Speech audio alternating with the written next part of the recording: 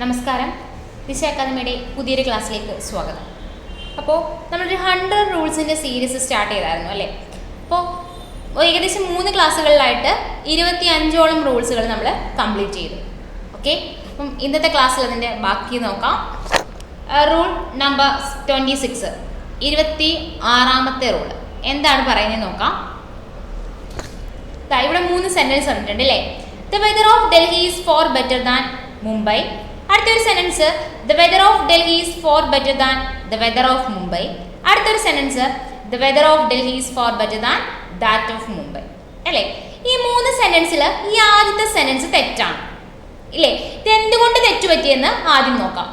The weather of Delhi is far better than Mumbai ഇല്ലേ? ഡൽഹിയിലെ whether എന്ന് പറഞ്ഞാൽ മുംബൈയേക്കാളും ബെറ്റർ ആണ്. അങ്ങനെയാണോ പറയേണ്ടത്?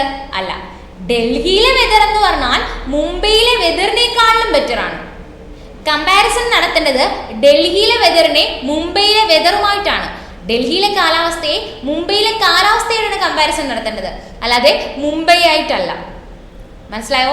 ഈ സെന്റൻസിൽ ദ വെദർ ഓഫ് ഡൽഹി, ഡൽഹിയിലെ കാലാവസ്ഥയെ ഇവിടെ കമ്പയർ ചെയ്തിരിക്കുന്നത് എന്തുമായിട്ടാണ്?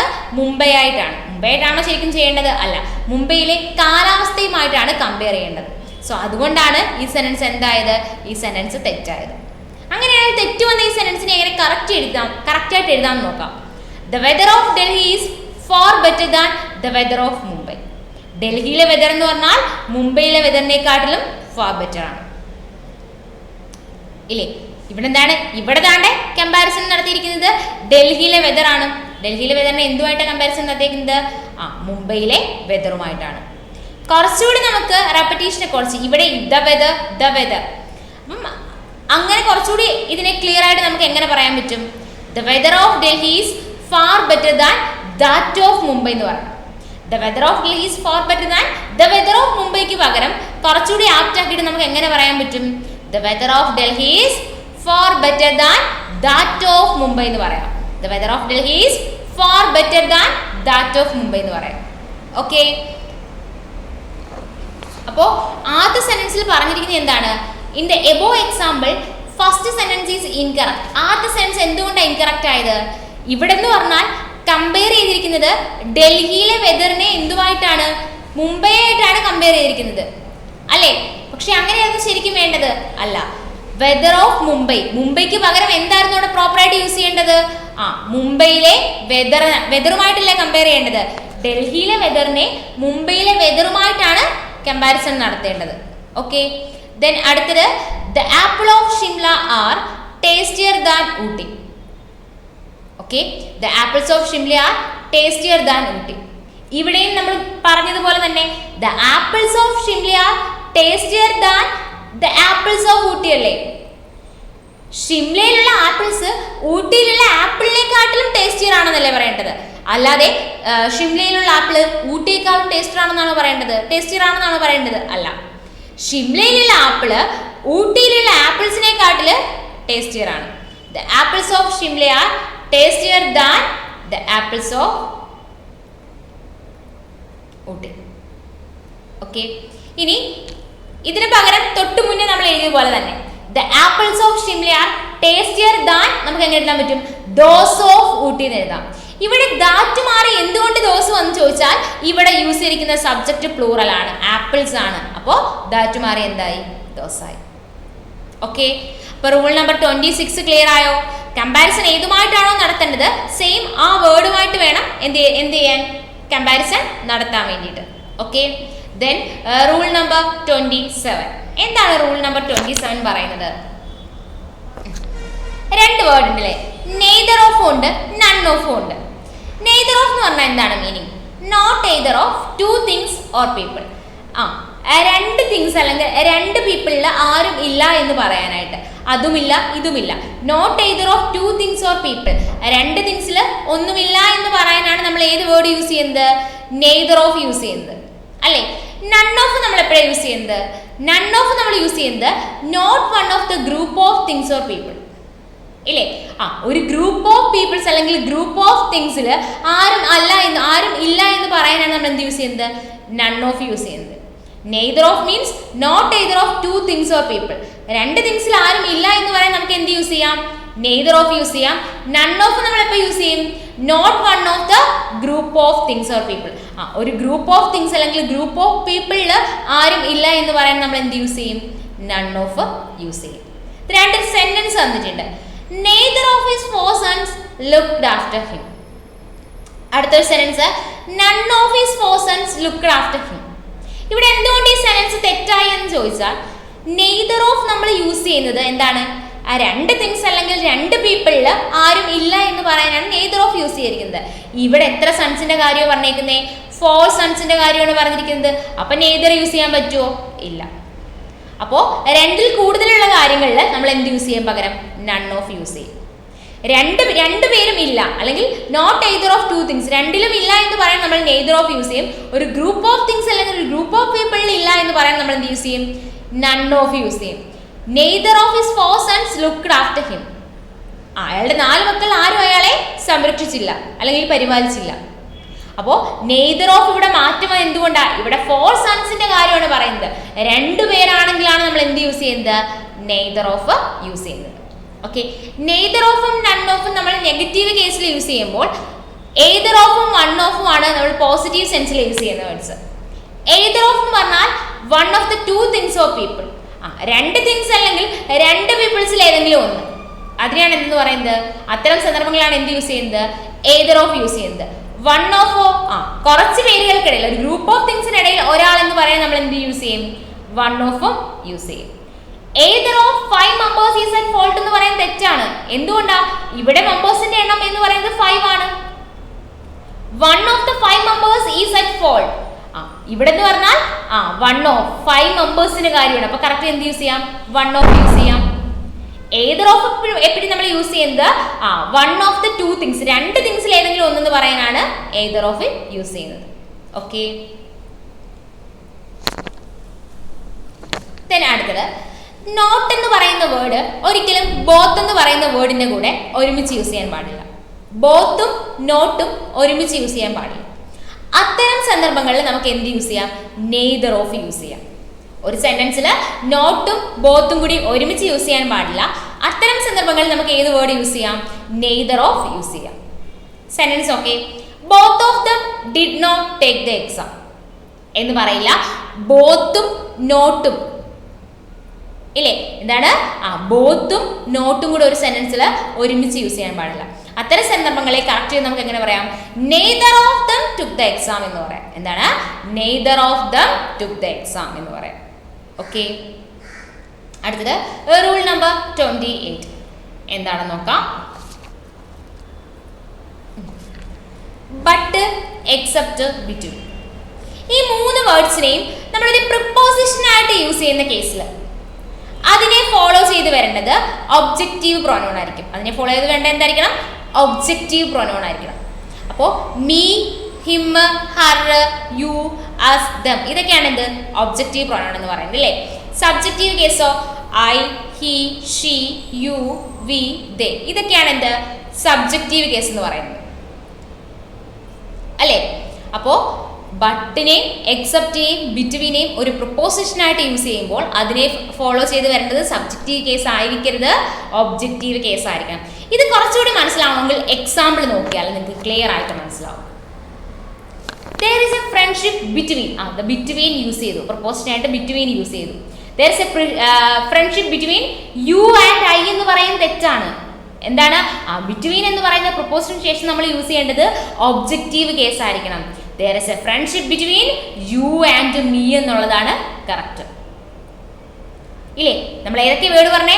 ബിറ്റ്വീൻ പറഞ്ഞു, ദാണ്ട് ഈ 2 സെന്റൻസിൽ ബട്ട് പറഞ്ഞു, എക്സെപ്റ്റ് പറഞ്ഞു ഇല്ലേ. അപ്പോൾ അടുത്ത് നോക്കേ, all but he are gone to the party എന്ന് പറയുന്നത് ഇൻകറക്റ്റ് ആണ്. ബട്ട് എന്ന് പറയുന്ന പ്രൊപ്പോസിന് ശേഷം ഒബ്ജക്റ്റീവ് കേസാണ് യൂസ് ചെയ്യേണ്ടത്. All but him are gone to the party എന്നാണ് കറക്റ്റ്. ഇതൊക്കെ പക്ഷെ നമുക്ക് എക്സാം ഹോളിൽ ഇരിക്കുമ്പോൾ കാണുമ്പോൾ എന്തായിട്ട് തോന്നാം? തെറ്റായിട്ട് തോന്നാം. പക്ഷെ ഇത് ശരിയാണ് കേട്ടോ. ബട്ടിനെ ഒരു പ്രൊപ്പോസിഷനായിട്ട് നമ്മൾ യൂസ് ചെയ്ത് കഴിഞ്ഞാൽ അതിന് തൊട്ടടുത്ത് അല്ലെങ്കിൽ അത് ഫോളോ ചെയ്ത് വരേണ്ടത് ഒരു സബ്ജക്റ്റീവ് കേസ് ആയിരിക്കരുത്. എന്തായിരിക്കണം? ഒബ്ജക്റ്റീവ് കേസ് ആയിരിക്കണം. ഹിയുടെ ഒബ്ജക്റ്റീവ് കേസാണ് ഹിം, ഐയുടെ ഒബ്ജക്റ്റീവ് കേസാണ് മീ എന്ന് പറയുന്നത്. ഓക്കെ, ഇനി അടുത്ത് നോക്കേ, ബട്ടും ബിറ്റ്വീനും പറഞ്ഞതുപോലെ തന്നെയാണ് എക്സെപ്റ്റും. All except he are going to the party എന്ന് പറയുന്നത് എന്താണ്? ഇത് ഇൻകറക്റ്റ് ആണ് കേട്ടോ. All except he are going to the party എന്ന് പറയുന്നത് എന്താണ്? ഇൻകറക്റ്റ് ആണ്. എങ്ങനെ കറക്റ്റ് ചെയ്ത് പറയാം? All except him are going to the party. അവനൊഴികെ എല്ലാവരും എന്ത് ചെയ്തു? പാർട്ടിക്ക് പോയി. അപ്പം എക്സെപ്റ്റ് ഏതാ? ബട്ട്, ബിറ്റ്വീൻ, ഇതിനെ ഫോളോ ചെയ്ത് വരേണ്ടത് ഒബ്ജക്റ്റീവ് കേസ് ഓഫ് പ്രൊനൗൺ ആയിരിക്കണം. ഓക്കെ. Then rule number 29. നമ്മൾ വളരെ കാര്യമായിട്ട് എടുക്കാത്ത ഒരു സെന്റൻസാണ്. നോർമലി നമ്മൾ പറയുന്ന സെന്റൻസുകളാണ്. I am an English teacher എന്ന് പറയുന്നത് തെറ്റാണ് കേട്ടോ. ഹീസ് എ മാത്തമാറ്റിക്സ് ടീച്ചർ, അതും തെറ്റാണ്. All his family members were going to the temple, അതും തെറ്റാണ് കേട്ടോ. I am an English teacher എന്ന് പറയുന്നത് തെറ്റാണ്. ഹീസ് എ മാത്തമാറ്റിക്സ് ടീച്ചർ എന്ന് പറയുന്നത് തെറ്റാണ്. All his family members were going to the temple എന്ന് പറയുന്നത് തെറ്റാണ്. ഓക്കെ. അങ്ങനെയാണെങ്കിൽ എന്തുകൊണ്ട് ഇത് തെറ്റ് വന്നു, അല്ലെങ്കിൽ ഇതിനെ എങ്ങനെ കറക്റ്റ് ചെയ്ത് പറയാം, അതല്ലേ നമുക്ക് ഈ പഠിക്കേണ്ടത് ആണ്. ആദ്യ സെന്റൻസിൽ പറഞ്ഞിരിക്കുന്നത് ഇംഗ്ലീഷ് ടീച്ചർ എന്നാണ് അല്ലെ? ആദ്യ സെന്റൻസിൽ പറഞ്ഞിരിക്കുന്നത് എന്താണ്? ഇംഗ്ലീഷ് ടീച്ചർ എന്നാണ്. ശരിക്കും ഇംഗ്ലീഷ് ടീച്ചർ എന്ന് പറഞ്ഞാൽ മീനിങ് എന്താണെന്നറിയാമോ? ടീച്ചർ ഫ്രം ഇംഗ്ലണ്ട് എന്നുള്ള മീനിങ് ആണ് കേട്ടോ. ഇംഗ്ലീഷ് ടീച്ചർ എന്നുള്ളതിന്റെ മീനിങ് എന്താണ്? ടീച്ചർ ഫ്രം ഇംഗ്ലണ്ട് എന്നുള്ള മീനിങ് ആണ്. രണ്ടാമത്തെ കേസിൽ മാത്തമാറ്റിക്സ് ടീച്ചർ എന്ന് പറയുന്നത് അത് ഡിനോട്ട് ചെയ്യുന്നത് എന്താണ്? A teacher made up of mathematics ആണ് മാത്തമാറ്റിക്സ് ടീച്ചർ എന്ന് പറഞ്ഞാൽ. അല്ലെങ്കിൽ മൂന്നാമത്തെ എക്സാമ്പിൾ നോക്കുവാണെങ്കിൽ ഫാമിലി മെമ്പേഴ്സ് ഡിനോട്ട് ചെയ്യുന്നത് എന്താണ്? Members made up of family ആണ്. ഫാമിലി മെമ്പേഴ്സിന്റെ മീനിങ് എന്താണ്? Members made up of family എന്നാണ്. അതുകൊണ്ട് തന്നെ ഈ സെന്റൻസ് എല്ലാം എന്താണ്? മീനിങ് ലെസ് ആണ് അല്ലേ? നോട്ട് മീനിങ് ആണോ? മനസ്സിലാക്കാൻ പറ്റുന്നതാണോ അർത്ഥം? അല്ല. അങ്ങനെയാണെങ്കിൽ ഇത്തരം സെന്റൻസിനെ എങ്ങനെ നമ്മൾ കറക്റ്റ് ചെയ്ത് പറയും? അപ്പൊ നമുക്ക് കണ്ടാലേ മനസ്സിലാവണം. I am an English teacher എന്ന് പറയുന്നതും ഹീസ് എ മാത്തമാറ്റിക്സ് ടീച്ചർ എന്ന് പറയുന്നതും എല്ലാം എന്താണ്? ഓൾ ഹിസ് ഫാമിലി മെമ്പേഴ്സ് എന്ന് പറയുന്നതും എല്ലാം തെറ്റാണ്. ഓക്കെ. അങ്ങനെയാണെങ്കിൽ അറിയണ്ടേ എങ്ങനെ ഇതിനെ കറക്റ്റ് ചെയ്ത് പറയുമെന്ന് നോക്കാം. ഹീസ് എ ടീച്ചർ ഓഫ് മാത്തമാറ്റിക്സിനെ പറയാവൂ. I am a teacher of ഇംഗ്ലീഷിനെ പറയാവൂ. I am an English teacher എന്ന് പറയുന്നത് തെറ്റാണ്. എങ്ങനെ കറക്റ്റ് ചെയ്ത് പറയാം? I am a teacher of English. He's a teacher of mathematics. All the members of his family were gone to the temple. അങ്ങനെ മാത്രമേ പറയാമോ? He is a teacher of mathematics. I am a teacher of English. All the members of his family. എന്ന് പറഞ്ഞാൽ എങ്ങനെ പറയരുത്? he is a mathematics teacher എന്ന് പറയരുത്. he is a mathematics teacher എന്ന് പറഞ്ഞാൽ എന്താണ്? അത് തെറ്റാണ്. ആ സെന്റൻസ് ആ യൂസേജ് എന്താണ്? തെറ്റാണ്. I am an English teacher എന്ന് പറയരുത്. ആ യൂസേജ് എന്താണ്? തെറ്റാണ്. കറക്റ്റ് എങ്ങനെ പറയാം? I am a teacher of English എന്നാണ് പറയേണ്ടത്. ഓൾ ദ ഫാമിലി മെമ്പേഴ്സ് എന്ന് പറയുന്ന യൂസേജ് തെറ്റാണ്. ഓൾ ദ ഫാമിലി മെമ്പേഴ്സ് എന്ന് പറയുന്ന യൂസേജ് തെറ്റാണ്. അതിനെ കറക്റ്റ് ചെയ്ത് എങ്ങനെ പറയാം? All the members of his family എന്ന് പറയാം. ഓക്കെ. അടുത്തത് റൂൾ നമ്പർ 30. എന്താണ് റൂൾ നമ്പർ 30 പറയുന്നത് നോക്കാം. ഒരു സെന്റൻസിൽ നമ്മൾ ഒരുമിച്ച് എന്ത് യൂസ് ചെയ്യാൻ പാടില്ല? ഡ്യൂ ടു എന്ന് പറയുന്ന വേർഡും ദ റീസൺ എന്ന് പറയുന്ന വേർഡും ഒരു സെന്റൻസിൽ ഒരുമിച്ച് യൂസ് ചെയ്യാൻ പാടില്ല. എക്സാമ്പിൾ നിങ്ങൾ ഇങ്ങനെ ഒരു സെന്റൻസ് കണ്ടു. Due to the reason that he is not well he did not come to the class. അപ്പോൾ ഡ്യൂ ടുയും റീസൺ അല്ലെങ്കിൽ റീസണും ഡ്യൂ ടു ഇത് രണ്ട് വേർഡും കൂടെ ഒരു സെന്റൻസിൽ ഒരുമിച്ച് ഉപയോഗിക്കേണ്ട ആവശ്യം ഇല്ല. Due to the reason that he is not well എന്നൊക്കെ പറയണോ? വേണ്ട. ഒന്നെങ്കിൽ ഡ്യൂ ടു ചോദിക്കുക ചേർക്കുക, അല്ലെങ്കിൽ ദ റീസണും പറയുക. അതാണ് എക്സാമ്പിൾ. ഇതിനെ കറക്റ്റ് ചെയ്ത് എങ്ങനെ പറയാം? He did not come to the class. അവൻ ക്ലാസ്സിൽ വന്നില്ല. എന്താ? Due to sickness. Due to the reason that ഒന്നും പറയരുത്. തെറ്റാണ് കേട്ടോ. Due to the reason that ഒന്നും പറയരുത്. ഒന്നെങ്കിൽ ഡ്യൂ ടു യൂസ് ചെയ്യുക, അല്ലെങ്കിൽ എന്ത് യൂസ് ചെയ്യുക? ദ റീസൺ പറയുക. ഓക്കെ. ഈ രണ്ട് വേർഡും കൂടി ഒരു സെന്റൻസിൽ ഒരുമിച്ച് യൂസ് ചെയ്യാൻ പാടില്ല. ഓക്കെ. അടുത്ത് റൂൾ നമ്പർ 31.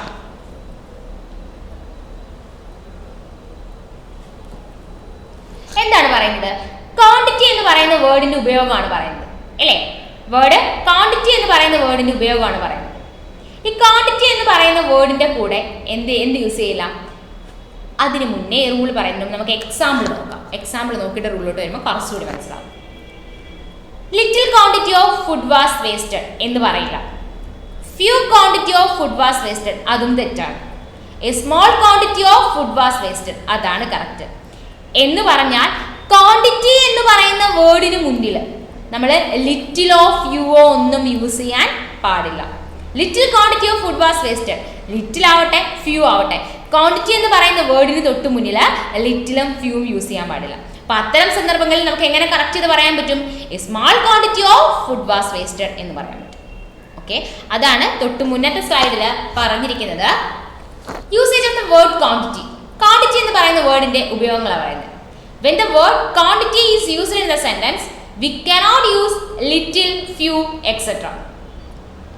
ഇല്ലേ, ഒരു സെന്റൻസിൽ ക്വാണ്ടിറ്റി എന്ന് പറയുന്ന വേർഡ് യൂസ് ചെയ്ത് കഴിഞ്ഞാൽ അതിന്റെ കൂടെ നമ്മൾ എന്ത് യൂസ് ചെയ്യാൻ പാടില്ല? ലിറ്റിലോ ഫ്യൂവോ നമ്മൾ യൂസ് ചെയ്യാൻ പാടില്ല. അപ്പൊ നമുക്ക് എന്ത് യൂസ് ചെയ്യാൻ പാടുള്ളൂ? വി ക്യാൻ ഓൺലി ആ സ്മോൾ വിത്ത് ഇറ്റ്. അപ്പൊ ആ കേസ് ഇത്തരം കേസിൽ നമുക്ക് എന്ത് യൂസ് ചെയ്യാൻ പാടുള്ളൂ? സ്മോൾ മാത്രമേ അത്തരം കേസിൽ നമുക്ക് ഉപയോഗിക്കാൻ പാടുള്ളൂ. ഓക്കെ,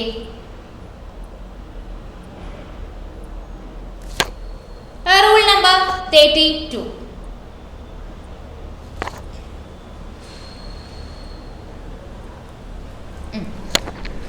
സെന്റൻസ് നോക്കേ. The water overflowed from the bank. തെറ്റാണ്. The water overflowed from the bank.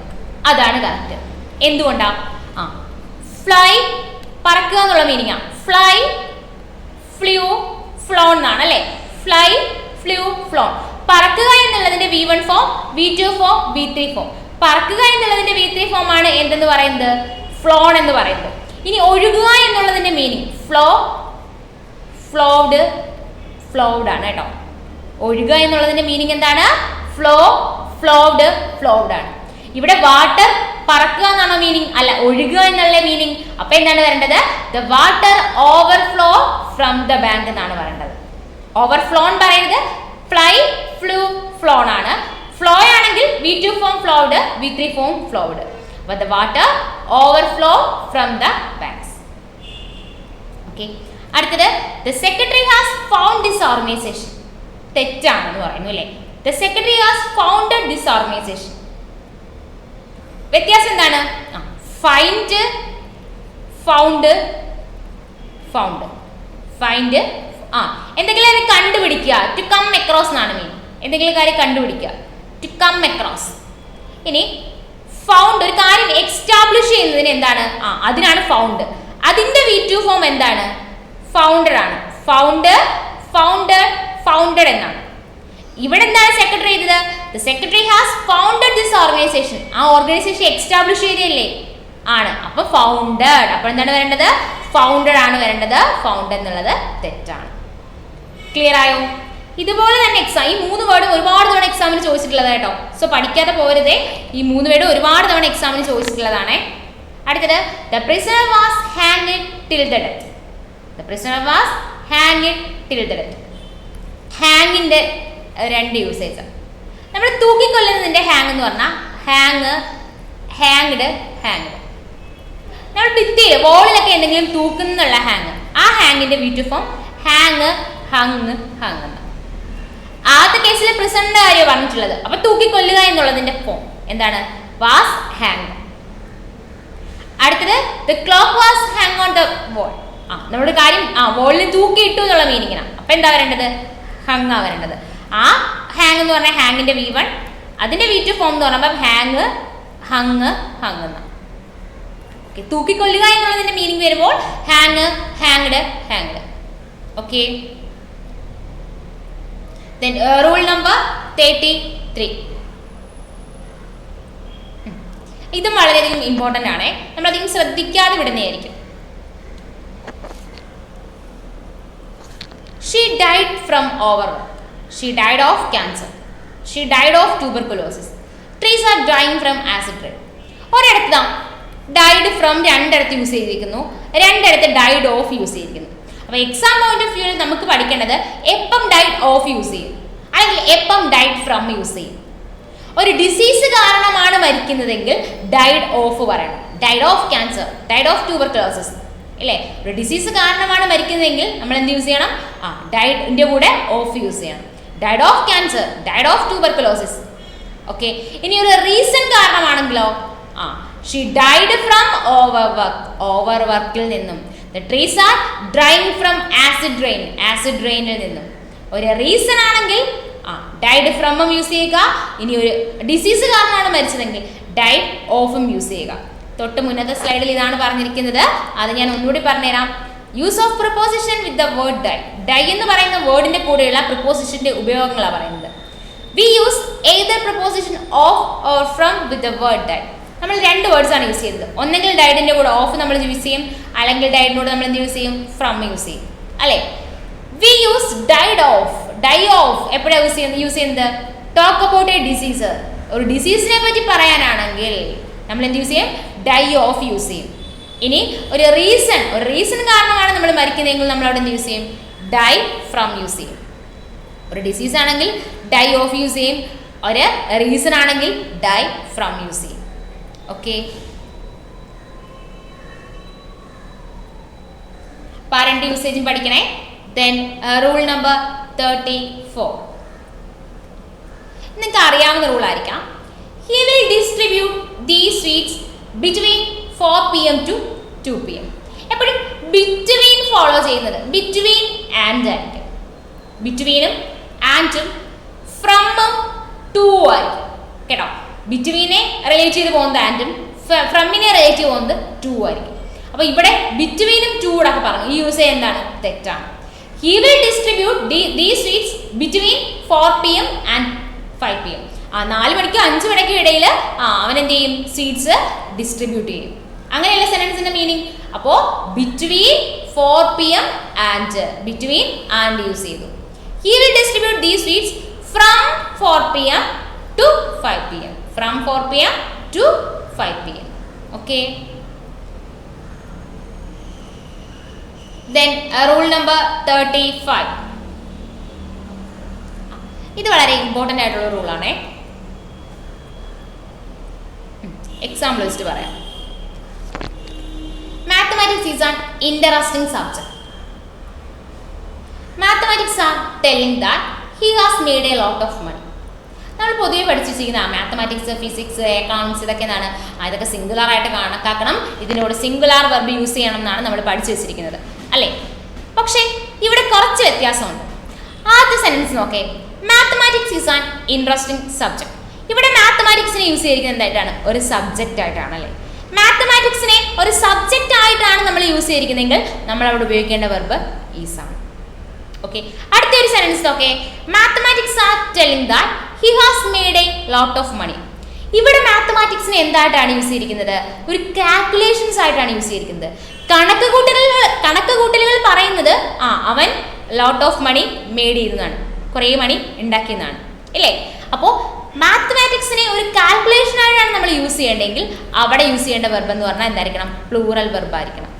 മാത്തമാറ്റിക്സിനെ ഒരു സബ്ജക്റ്റ് ആയിട്ടാണെങ്കിൽ സിംഗുലാർ വെർബും, മാത്തമാറ്റിക്സിനെ എന്തായിട്ടാണെങ്കിൽ കാൽക്കുലേഷൻ ആയിട്ടാണെങ്കിൽ നമ്മൾ യൂസ് ചെയ്യേണ്ടത് പ്ലൂറൽ വെർബും ആയിരിക്കണം. ഓക്കെ, ഇതുപോലെ തന്നെയാണ് സ്റ്റാറ്റിസ്റ്റിക്സും. സ്റ്റാറ്റിസ്റ്റിക്സിനെ രണ്ട് സെന്റൻസ് ഒന്ന് ആദ്യം ഞാൻ വായിക്കാം. Statistics is difficult to understand. Statistics is difficult to understand. ഇവിടെ സ്റ്റാറ്റിസ്റ്റിക്സിനെ യൂസ് ചെയ്തിരിക്കുന്നത് സബ്ജക്റ്റ് ആയിട്ടാണ്. അപ്പം എന്ത് യൂസ് ചെയ്തു? സിംഗുലാർ വെർബ് യൂസ് ചെയ്തു. തൊട്ടടുത്ത sentence okay, statistics tell us that it will rain today. ഇവിടെ സ്റ്റാറ്റിസ്റ്റിക്സിനെ യൂസ് ചെയ്യുന്ന ഒരു ഡേറ്റയാണ്. ഡേറ്റ പറയുന്നത് എന്താണ്? ഇന്ന് മഴ പെയ്യും എന്നാണ്, ഇല്ലേ? അപ്പോൾ മാത്തമാറ്റിക്സ് പറഞ്ഞതുപോലെ തന്നെ മാത്തമാറ്റിക്സിനെ ഒരു സബ്ജക്റ്റ് ആയിട്ടാണെങ്കിൽ സിംഗുലാറും, മാത്തമാറ്റിക്സിനെ ഒരു കാൽക്കുലേഷൻ ആയിട്ടാണ് സെന്റൻസിൽ യൂസ് ചെയ്യുന്നതെങ്കിൽ പ്ലൂറൽ വെർബും യൂസ് ചെയ്യുക. അതുപോലെ തന്നെയാണ് സ്റ്റാറ്റിസ്റ്റിക്സിനെ ഒരു സബ്ജക്റ്റ് ആയിട്ടാണെങ്കിൽ സിംഗുലാർ വെർബും, സ്റ്റാറ്റിസ്റ്റിക്സിനെ ഒരു ഡേറ്റ ആയിട്ടാണെങ്കിൽ പ്ലൂറൽ വെർബും വേണം ഉപയോഗിക്കാൻ. അതാണ് തൊട്ട് മുന്നത്തെ സ്ലൈഡിൽ പറഞ്ഞിരിക്കുന്നത്. എന്ത് ചെയ്യണം? when these two words are used in a field or subject, we consider them uncountable nouns and singular verb is used. When the meaning of the word mathematics is calculation, mathematics എന്ന് പറയുന്ന വേർഡിനെ calculation ആയിട്ടോ statistics എന്ന് പറയുന്ന വേർഡിനെ data ആയിട്ടോ use ചെയ്യുകയാണെങ്കിൽ നമ്മൾ അവിടെ use ചെയ്യേണ്ട വെർബ് എന്ന് പറഞ്ഞാൽ പ്ലൂറൽ വെർബ് ആയിരിക്കണം. ഓക്കെ, ഇനി ശ്രദ്ധിക്കേണ്ട ഒരു യൂസേജ് ആണ് ഡേറ്റ എന്ന് പറയുന്ന വേർഡിന്റെ യൂസേജ്. ഈ ഡേറ്റ എന്ന് പറയുന്നത് പ്ലൂറൽ വേർഡാണ് കേട്ടോ. ഈ ഡേറ്റ എന്ന് പറയുന്നത് എന്ത് വേർഡാണ്? ഡേറ്റ എന്ന് പറയുന്നത് പ്ലൂറൽ വേർഡാണ്. ഇനി ഈ ഡേറ്റയുടെ സിംഗുലാർ ആണ് ഡേറ്റം. ഇത് എക്സാമിന് സ്ഥിരം ചോദിക്കുന്ന ക്വസ്റ്റ്യൻ ആണ്. ഡേറ്റ എന്ന് പറയുന്ന പ്ലൂറൽ ആണ്. ആ ഡേറ്റ എന്ന് പറയുന്ന പ്ലൂറൽ ഫോമിന്റെ സിംഗുലാർ ആണ്. ആ പ്ലൂറൽ ഫോമിന്റെ സിംഗുലാർ ഫോമാണ് ഏതെന്ന് പറയുന്നത്? ഡേറ്റം എന്ന് പറയുന്നത്. രണ്ട് എക്സാമ്പിൾ നോക്കി കുറച്ചുകൂടി മനസ്സിലാവും. Data wants us and we will have to change our strategy. Data want us and we will have to change our strategy. ഇങ്ങനെയായിരിക്കും എക്സാമിന് ക്വസ്റ്റ്യൻസ് ഉണ്ടാവുക. അപ്പോൾ നമ്മൾ നോക്കണം ഇത് എന്താണ് തെറ്റാണ്. കാരണം ഡേറ്റ ഇപ്പം നമുക്കറിയാം ഡേറ്റ എന്താണ്, ഡേറ്റ പ്ലൂറൽ ആണ്. അപ്പോൾ വെർബ് എന്താണ് യൂസ് ചെയ്യേണ്ടത്, പ്ലൂറൽ ആണ്. വാൺസ് യൂസ് ചെയ്യാൻ പാടില്ല, എന്ത് യൂസ് ചെയ്യണം, വാൺ യൂസ് ചെയ്യണം. ഡേറ്റ എന്ന് പറയുന്നത് എന്താണ്, പ്ലൂറൽ ആണ്. അപ്പോൾ വാൺസ് യൂസ് ചെയ്യാൻ പറ്റുമോ, ഇല്ല. എന്താണ് യൂസ് ചെയ്യേണ്ടത്, വാൺ യൂസ് ചെയ്യണം. ഡേറ്റ എന്ന് പറയുന്നത് പ്ലൂറൽ ആണ്. അപ്പോൾ വെർബും എന്തായിരിക്കണം, പ്ലൂറൽ ആയിരിക്കണം. ഓക്കെ, ക്ലിയർ ആയോ?